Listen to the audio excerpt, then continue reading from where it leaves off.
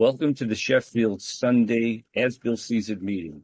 This is the main share meeting, and today is with great pleasure and much gratitude that we welcome Jim P. from Fort Myers, Florida, who's come to share for about 40 minutes, after which we'll open the meeting for general sharing, or if you'd like to come in and ask a question. Thank you, Jim. It's wonderful to have you here, and the floor is yours. All right. My name's Jim, and I'm an alcoholic. I want to thank you for having me here, and I want to thank all of you who showed up who think they're going to hear a good speaker today. I think the good speaker you're going to hear is probably next week, okay? Vision beyond today.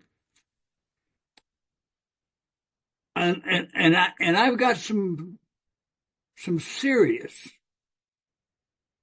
experience with planning and hearing God start to laugh. One of the things that I have to do is stay in the now. When I import pain from the past or fear from the future, I can't be happy. We're not talking about fear here. We're talking about constructive thought processes that God expects us to use.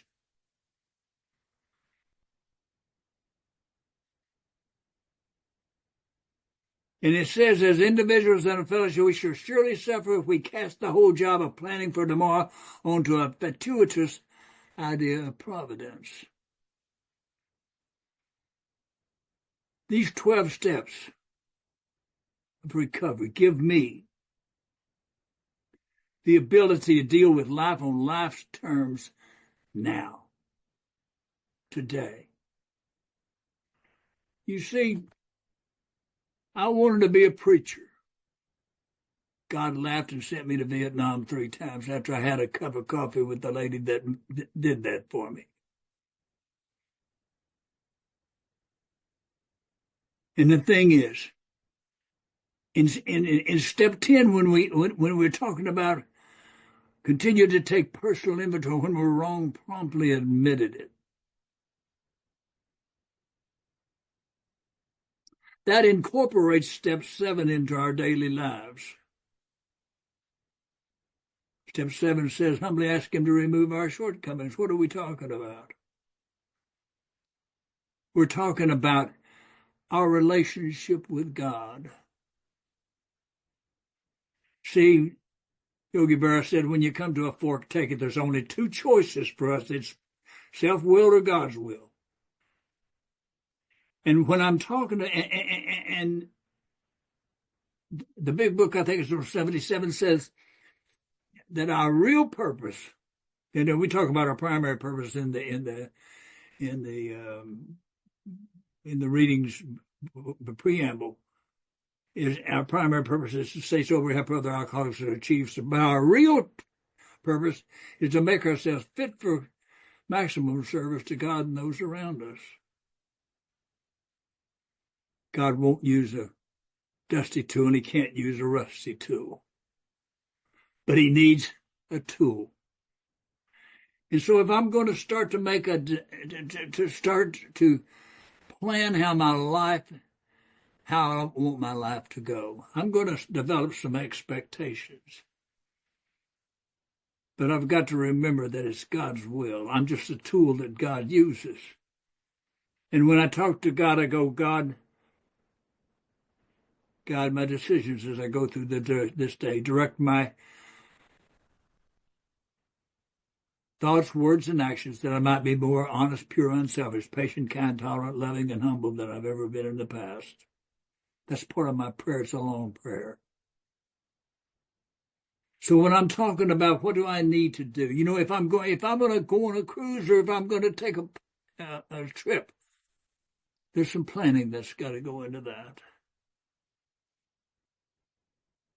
And so so God expects me to serve him as a tool, but be ready to change my plans. So I can have all kinds of expectations. I had expectations when the gratitude dinner came, and I got a resentment out of it, and I carry a black chip I intentionally went and got a black chip from a brick and mortar meeting, and I've had resentments before. The last one that I had was that was serious. Took 2 months and 4 days before God took it away. I don't know if I wasn't willing. I don't know, but every day I prayed for God to remove that. And then 2 months and 4 days after that. See, I wasn't planning. I wasn't planning on being upset with that individual. So now I carry a black chip to remind myself. Every time I pull money out of my left pocket, that black chip comes with it and reminds me I may have expectations, but God doesn't always respect my expectations, because God's will is what we need to be serving. And when I'm standing in the sunlight of God's will, I don't have to say a word.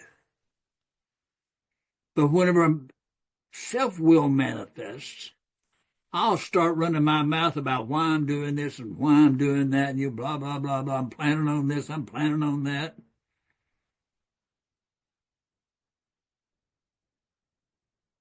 That's self-will.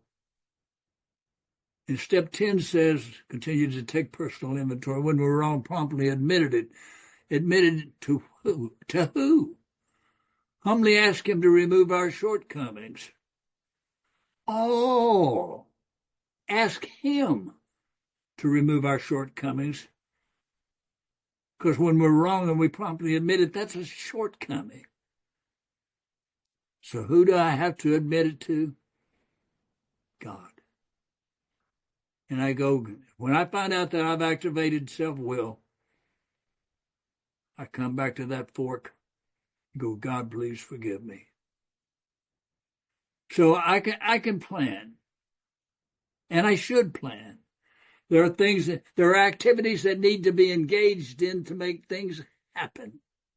And I have the ability to make things happen with God's will supporting it. But I ask for God's guidance. God,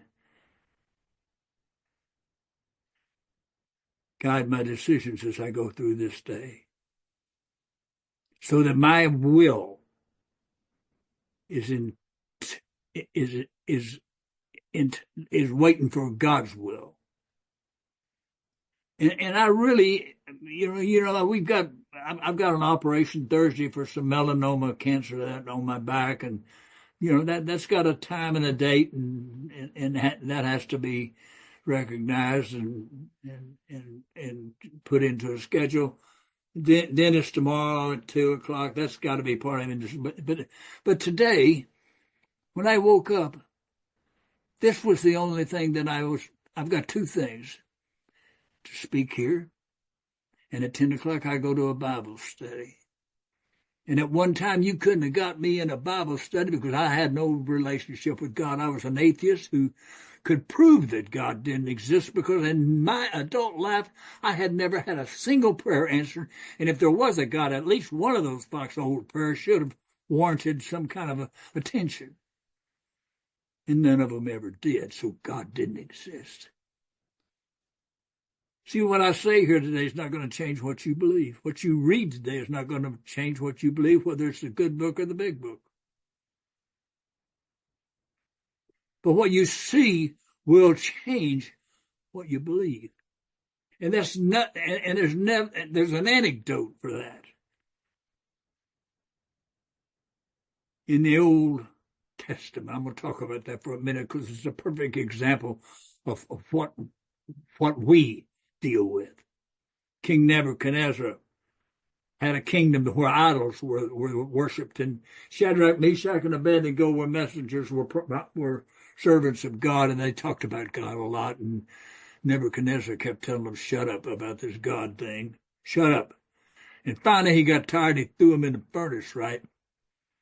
When he went back to check to see how they were doing, if they were done, I guess, There wasn't 3 people in there. There were 4. And the 4 were unharmed. And he opened up the furnace. And he realized that what he saw convinced him that he had been wrong about that. And their God became the God of his kingdom. Now, what I want to tell you today is on June the 9th, or July the 9th, at 2:20 in the afternoon, fear and desperation put me on my knees, having a conversation with a God that I didn't believe in. I hadn't planned on that. I had been looking forward to it with fear because I knew that my wife had burned herself blind. Drunk, passed out, eyes rolled open, sunlight burned her blind. And she had called me. And this was the day that they were going to take the bandages off and see. And I had to leave my wife and my family because I didn't feel like I could stay sober. My sobriety was threatened. So when she called me and told me what had happened, she told me when she's getting the bandages off, 2:00 on the 9th of July, 1975. By 2:20, I'm sweating bullets. If she's blind, I've got to go back and take care of my kids, and there's a half-gallon of vodka underneath the sink. I know there's some there. I'm going to drink. I can already tell. But the thing is, I'd had 4 years of not believing in God, not practicing the principles of this program, but a lot of good things had happened to me, and I had gotten used to good things happening to me, and I didn't want to lose them by picking up a drink. So at 2:20 on July the 9th, 1975, I got down on my knees with tears streaming down my face, put both hands up, and to a God I didn't believe in, said, God, please help me. It took 10 minutes. The phone rang at 2:30. It was my wife, and she said, Jim, I can see. And I said, so can I. I can see I've been wrong. And that's when God came into my life. 3 things walked in here and sat down in this chair with me. I looked down and there's a shadow there. It's been there ever since light shined on me at birth. We don't even pay any attention. We drag it around and it goes with us everywhere. There are moments in time when things change for us. Moments in time that are significant more so than others.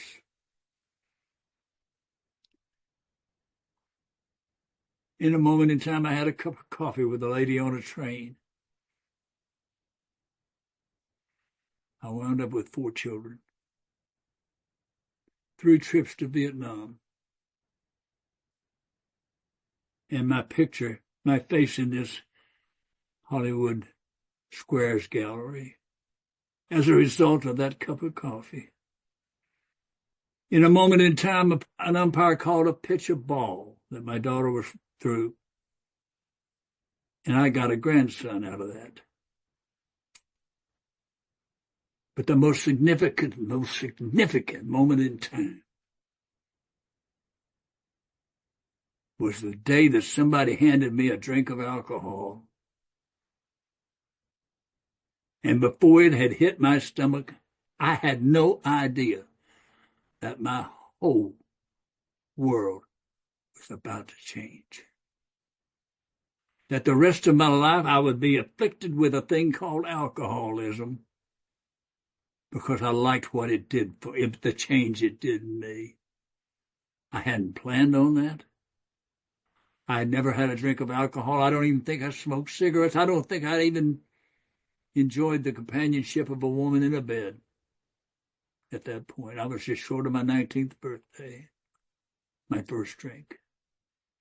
Everything that happened to me after that is contained in the big book, and those 4 words that comes between the first drink and the last drink is called our personal adventures before. Remember, it goes like this. Our description of the alcoholic, the chapter to the agnostic and first drink. Our personal adventures before that contains all the anecdotes all of us have engaged in. We've lost in that 4 words. We've lost jobs, relationships, families. We've lost our reputations.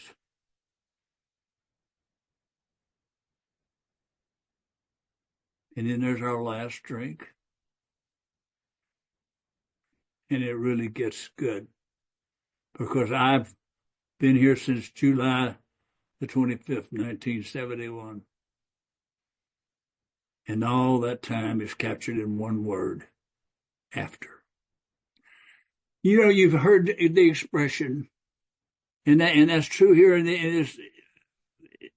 this reading today. And at the end of the reading, it says, of course, we shall often miscalculate the future in whole or in part, but that is better than to refuse to think it at all.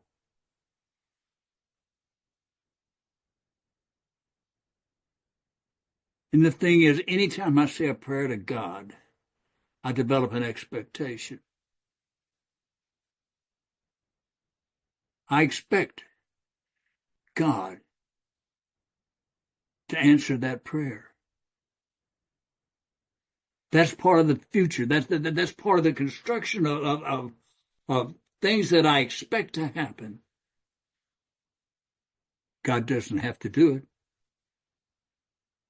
But the thing is, I have a relationship with God. See, I said 3 things came in here. My shadow. There it is. Right there on the floor. My alcoholism. My disease. I lay down with it at night. I wake up with it in the morning. When you come here, when you become an alcoholic,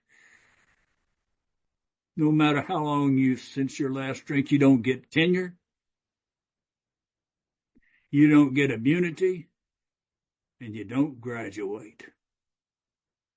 And the big book says, hey, you don't get cured. What we really have is a daily reprieve contingent on the maintenance of our spiritual condition. I had no spiritual condition to that day in 1975 when God answered that prayer in 10 minutes. What I saw changed what I believed, because up until then, what I believed resided behind a wall constructed of bricks of contempt before investigation that insulated me from the truth. I was wrong. I could see that I was wrong. God changed everything for me then. I could start planning. And I did. And God supported some of the plans, and some of them he didn't. And the ones that he didn't support didn't happen. And that's what it's talking about. We miscalculate the future in whole or in part. I have to constructively organize the things that I'm going to do, but I'm not importing fear from the future. This is not, it has nothing to do with what I'm afraid of, because if I'm afraid, you know, whenever they talk about there was nothing left for us to do but to pick up the kit of spiritual tools that was laid at our feet. And if I'm afraid, and it goes on to say we'll be rocketed into a 4th dimension. Well, that's not true.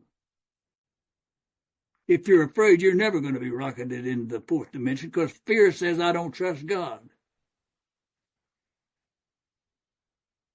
And so in dealing with God, when I'm making whatever plans I need to make to support whatever my goals are,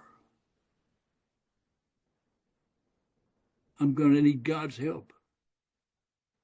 God gave me a college education, 205 college credits. I never sat in a university classroom. I took tests. God did that.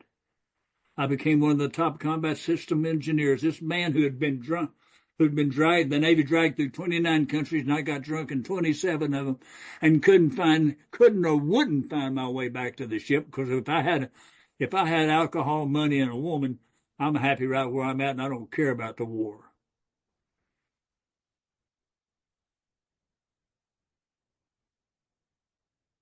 So God became a part of my life on July the 9th, 1975.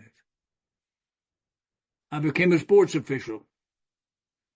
And we talk about accountable, dependable, reliable, responsible.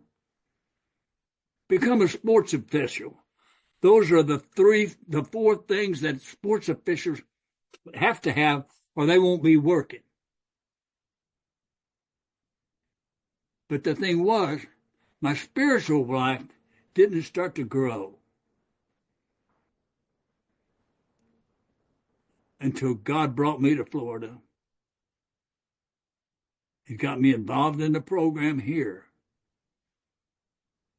And all of a sudden, there was a whole lot of pain, a lot of struggle. And we were talking about this before the meeting. Spiritual growth occurs as a result of struggle and pain. We're not glad for it. The thing is,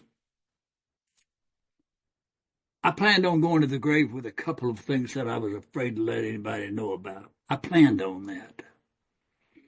God had different plans. We talk about rigorous honesty. I wasn't planning on revealing. I had two things that fear chained me to the events, and I didn't want anybody to know about it. That was my sexual appetite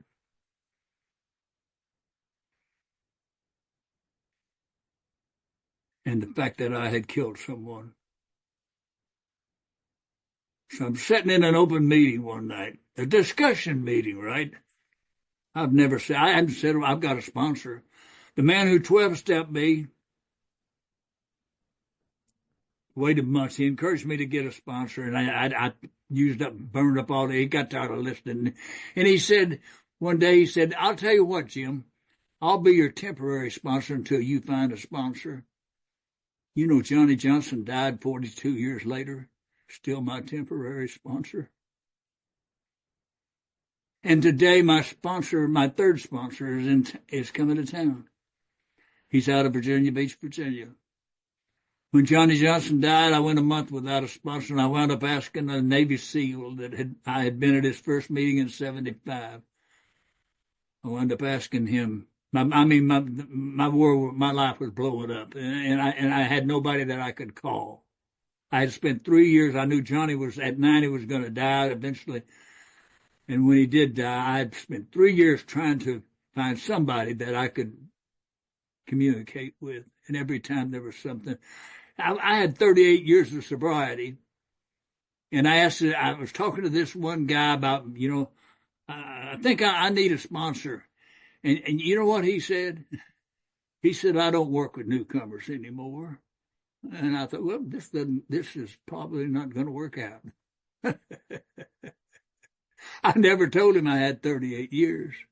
Yeah. But I'm sitting in this meeting, and God got tired of waiting on me. And sometimes we open our mouth and God's words, God's message comes out. And I'm sitting there, and I don't even remember what the subject was, but out of my mouth came this. I've killed a man drunk. I've killed a man sober.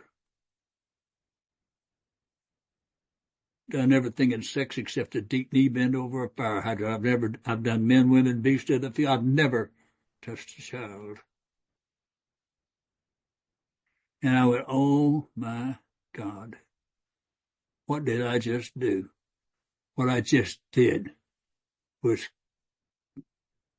remove the fear from my life, because I have been completely and totally fearless since. God did that for me. And I'm grateful because he wanted a tool that he could use. And today I have a powerful relationship with God. You see, my shadow, my alcoholism, and God walked into this room with me. because God dwells in my heart. But to get to my heart, he had to come through this septic tank that sits on my head. And so when we make a decision to turn our will over to the care of God as we understand him, and I have a real problem with as we understand him, because I am convinced that none of us, nobody, there is not a human being on the planet that understands God. I don't have a clue. And I talk to him, I chatter with him all day long. A lot of the words are the same. God, please forgive me, because when self-will manifests, I need to come back to that communications channel because it gets damaged whenever self-will activates. God, please forgive me. I chatter with him all day long.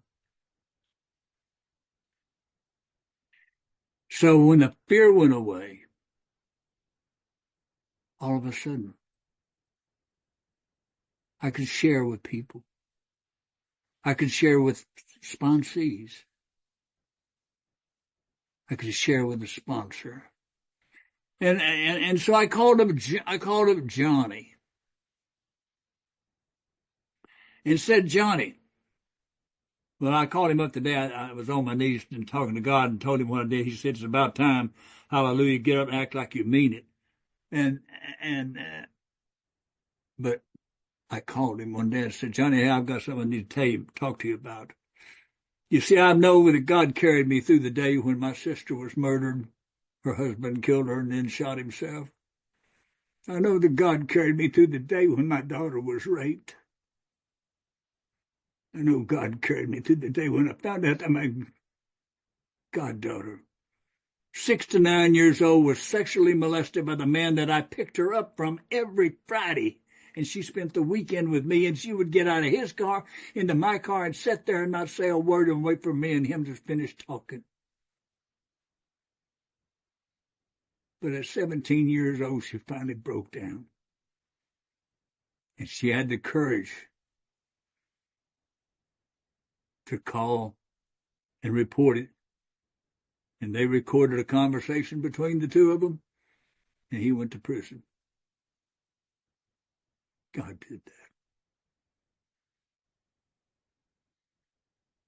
Somebody inquired about hurricanes. Yeah, I don't have any control over hurricanes, but I'm going to tell you, God answers prayers. I've forgotten the name of the hurricane that was about to hit Lake City, and I have a bunch of people in Lake City that I love and care about that are involved in distribution of the attitude of gratitude text message that some of you get. And as that hurricane was about to go right through the heart of Lake City, I asked God to please protect friends and family that lived in that area. And it was insignificant to most people, but it was reported on the news that right before it made landfall, it made a slight turn to the north and missed Lake City. I believe God answers prayers. I've got tears running down my face now. I so appreciate what God lets me do. But for me to plan, I can do that because there's things that I need to schedule, and there's some work that needs to go into that. But one of the things that I so appreciate is, I'm convinced that God wrote this book, and if you don't think God wrote this book, you're going to tell me that these people, these men with less than 5 years of sobriety, Bill W. had less than 4 years, and Dr. Bob was writing, and Dr. Bob's nightmare at 4 years, and he'd been resisting a drink every day for 2.5 of those 4 years.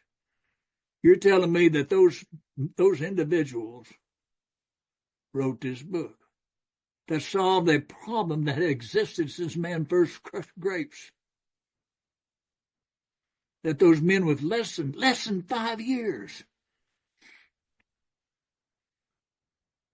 So I made a decision that I was going to look for evidence of God's involvement in the development of this program. When you go to chapter 11 in Vision for You, God was very anonymous. In a vision for you, it says, we know only a little. God will reveal more to us. Only God knew that Bill W. was going to write the 12 Steps and 12 Traditions 15 years later. And God was anonymous enough that he said, we know only a little. God will. He didn't say, you know only a little. I will reveal more to you. He was anonymous about that. Page 52, when you're looking at we agnostics. There's that longshoreman reading that Sunday insert about how all the progress has been made in rocket science, and there probably is going to be a rocket to the moon, blah blah blah. And he says, and I bet it's not too long. God said that. Because only God knew that 30 years later I'm going to be leaning on the back of my dad's chair, half drunk, watching man step out on the moon. Only God knew that when the We Agnostics was produced. And so I've changed the way I read the big book. You know, you've heard people say, every time I read that big book, it's different. So is my perception. What did Chuck C. say? Chuck C. said, I can see what I can't see when I can see it. So one day I decided to start reading the big book like it was God talking to me. And all of a sudden, everything in that big book looked different. It had more significance. There was God's hand on everything. Even when I used to get heartburn whenever that place where it says, hey, if you don't think you're an alcoholic, just go across the street, try a little controlled drinking. And I thought, well, good Lord, that's for a lot of people, that's a trip to the cemetery. Try it more than once. God said that. And here's why. Our real purpose is to make ourselves fit for maximum service to God and those around us. And if God can't use you, you need to go drink until alcohol either takes you to the cemetery or you come back and go, God, please help me. God said that. I can't use you. You're not only a dusty tool, you're a rusty tool. I can't use you. Go get willing. God said that. I put on that pair of glasses and looked like God wrote this book. And the book looks different. The messages look different. 42 stories in the back. And all of them say the same thing. This program gave me 12 steps from hell to hallelujah. And I developed a relationship with God, and today I serve God, and I carry God's message. I have to plan. There are things that's going to have to be done. It's going to need some activity today in order to make things happen that need to happen. So planning is a constructive part of my life. But I don't import fear from the future. I don't import pain from the past. 86,400 seconds in a day, and each of them a moment in time called now. Now's when I had that cup of coffee. Now's when that umpire called that pitch a ball. Now's when I saw I was wrong.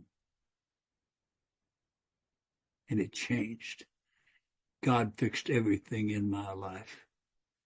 And today, I have a codependent relationship with God. God needs a tool, and I can't do what needs to be done without God's help. And so I accept that. I plan on that. I have a daughter that's in jail. She's about to come out. And I said this, and I talk to her she calls every day now. And I told her this: when they turn you loose, you can have a choice. Turn right, turn left, go straight ahead. Pick up a drink or a drug and turn around and just come back in here, because this is where you're coming back to. Because until you find a relationship with God, until you find the ability to change your life through better planning, better decisions, you're going to continue to make the same mistakes. You're going to blame other people from the past for where you are, when in fact, where I am, I'm here because I decided to have a cup of coffee with a lady who gave me 4 kids, who forced me to come to AA twice. She saved my life.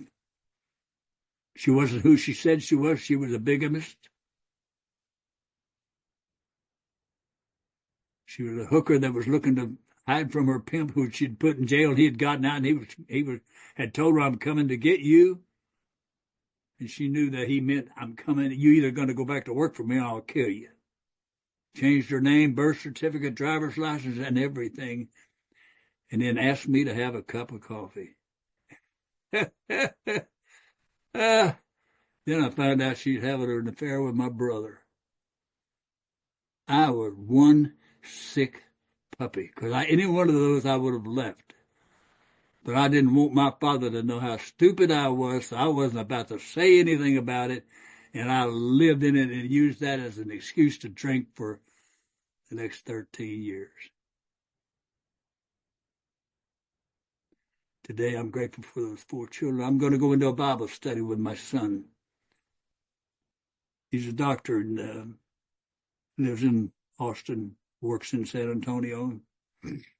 He's got stage 4 prostate cancer. But he had a truck wreck. Ran through a stop sign, nearly hit a tree. He hit up on a tree through the air, higher than the top of the truck. Hurt his back. But in the process of them doing the medication, the processes for determining, how bad it was, they discovered that he had stage 4 prostate cancer. That truck wreck may have saved his life. Because Tuesday, they're going to start radiation. I'm going to get to sit down in a chair in a Bible study. And you couldn't have gotten me to open. My father was a Church of Christ minister, preached hellfire and damnation. We were in church 5 times a week. 3 times on Sunday, he preached from 3 different pulpits. I didn't believe in God. I never once sat in a Church of Christ and felt the presence of God, because I never took him there. And then this room is filled up with God, because I brought God in here with me every step I take through the day. My sponsor's up in Lakeland. He's coming in. He's going to spend 3 months here. We talk almost every day, but we're going to get to do face to face. And my contracts with sponsors is this: till death do us part. You may get mad, but you can't leave. I may get mad, but I can't leave. And it may be 2 months before I get over it and call you again, but one of us is going to die.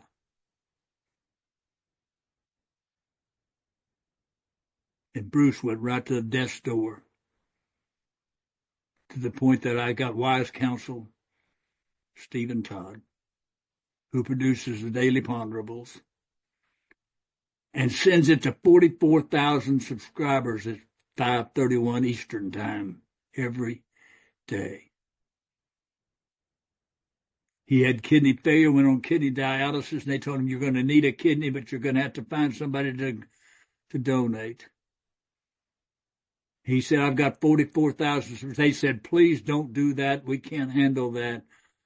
So he just did a small group text and said, hey, I need a kidney. He had a kidney donor within 36 hours. God did that.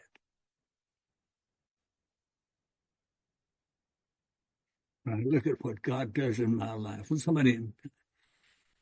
somebody asks me about hurricanes, I ask God to protect the community, to put his arms around and protect the community. When Ian came through, when the wind stopped blowing, and it blew for a long time one way and another way, if you remember, Ian was horrible. Destroyed Fort Myers Beach and a whole lot of other things. When we walked out, there was one street light that was bent about 40 degrees. There was one palm tree in this community that was bent about 45 degrees. You drive a block and all the traffic lights are down. Trees are down, uprooted.